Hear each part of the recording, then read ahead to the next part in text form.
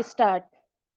सभापति महोदय, महान शिवाजी के समय से प्रायः 300 वर्ष से पूना भारत का एक महत्वपूर्ण नगर रहा है। वह राजनैतिक राजधानी है, विचारों का और विद्वता का उद्गम स्थल है और उसने आज के भारत का सशक्त ढंग से निर्माण किया है।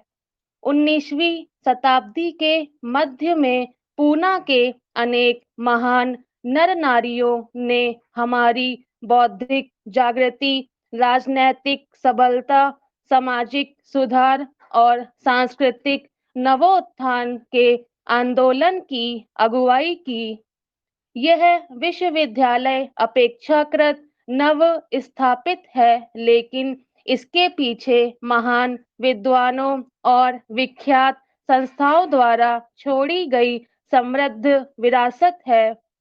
मुझे 2.5 वर्ष तक यहाँ के स्कूल में पढ़ने का स्फूर्तिप्रद अवसर मिला था।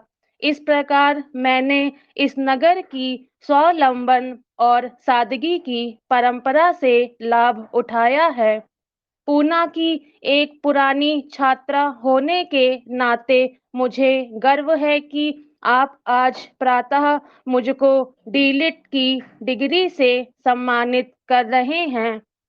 इस अवसर पर लाभ उठाते हुए मैं इस नगर के प्रति अपनी कृतज्ञता व्यक्त करना चाहूंगी, जहां मुझे अपने विकास काल वर्षों में बहुत कुछ उपलब्धि हुई थी।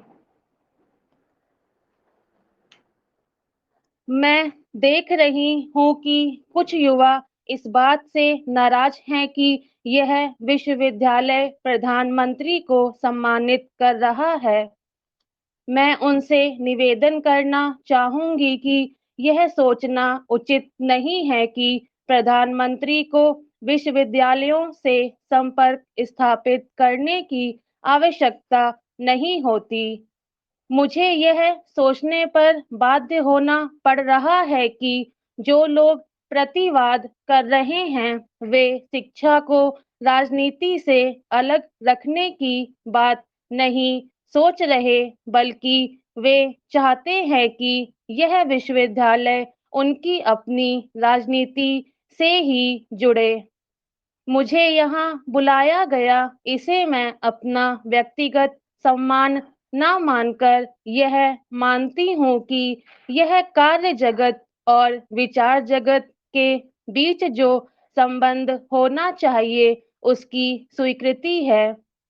जब ये संबंध सुदृढ़ होते हैं, तभी समाज की नींव ठोस बनती है। सुदृढ़ संबंध से मेरा तात्पर्य यह नहीं है कि विश्वविद्यालयों को शासकीय अधीनता में रहना चाहिए।